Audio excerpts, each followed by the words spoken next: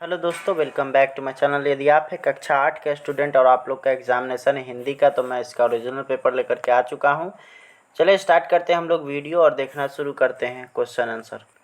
ये आप लोगों का ओरिजिनल पेपर है, यहीं से आप लोग का सारा क्वेश्चन आने वाला है। तो यहाँ से हम लोग पहला नंबर क्वेश्चन देखेंगे। हाथ से थाम करके चलाने वाले हथियार को शस्त्र कहते हैं, उसमें शस्त्र भर दीजिएगा। उसके बाद कबीर ने ईश्वर के निर्गुण रूप की आराधना की। पढ़ना का भाववाचक संज्ञा पढ़ाई है। संध्या को जब दिन ढल जाता है तो सूरज चलता है अस्ताचल। आगे हम लोग देखेंगे प्रत्येक नवागत विद्यार्थी को कुछ समय के लिए भिक्षु वर्ग में रहना पड़ता है। आगे की ओर हम लोग देखेंगे तो कविता की पंक्ति को सही सही मिलाइए। चिलचिलाती धूप को जो चांदनी देवे बना, मेरी भव बाधा हरो। राधा नागरी सोए हो, मेरा काम गरीबों की हिमायत करना। मोको कहाँ ढूंढो रे बंदे, मैं तो तेरे पास में। उसके बाद पीतल के पत्ते गोल गोल कुछ कहते रहते डोल डोल। इस तरह से मिला लेंगे हम लोग। अशोक का शस्त्र त्याग के लेखक कौन है? तो बंशीधर श्रीवास्तव। अगला है ईर्षा तू न गई मेरे मन से, किस विद्या की रचना है? तो कहानी। अगला हम लोग देखेंगे तो किस आधार पर अशोक स्त्रियों को शस्त्र का प्रयोग वर्जित करता था? तो धर्म के आधार पर। अगला हम लोग देखेंगे तो कलिंग महाराज की कन्या का नाम क्या था? पद्मा। बच्चे की दुआ कविता के कवि कौन है? तो मोहम्मद इकबाल।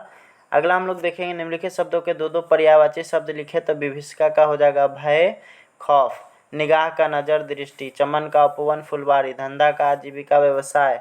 फूल का पुष्प कुसुम।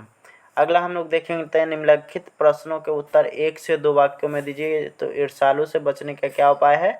तो ईर्ष्यालु से बचने का उपाय यह है कि किसी भी व्यक्ति से जलो मत और अपने काम से मतलब रखो। आगे की ओर हम लोग देखेंगे तो गांव के किसान सिरचन को क्या समझते थे? तो गांव के लोग सिरचन को बेकार ही नहीं बेगार समझते थे। आगे की ओर हम लोग देखेंगे तो गोपियों ने कृष्ण की मुरली क्यों छुपाई? ताकि वो अपना काम सही से कर सके। अगला है रेगिस्तान में जल ढूंढना बहुत कठिन है, इसे मुहावरेदार वाक्य में बदलिए। तो इसका हमने बदल दिया 100 चोरों के बीच एक अच्छा आदमी ढूंढना रेगिस्तान में जल ढूंढने जैसा बहुत कठिन काम है।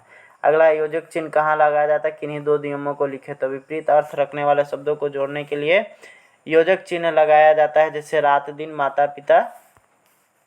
उसके बाद निम्नलिखित में से किसी एक प्रश्न का उत्तर लगभग 100 शब्दों में दीजिए। तो युद्ध से हानि के विषय में अपने मित्र को एक पत्र लिखा। अथवा मेले में चिमटा खरीदने के लिए हामिद के मन में कौन कौन से विचार आए? तो जब हामिद मेले में जाता है तो उसके मन में बहुत सारे विचार आते हैं।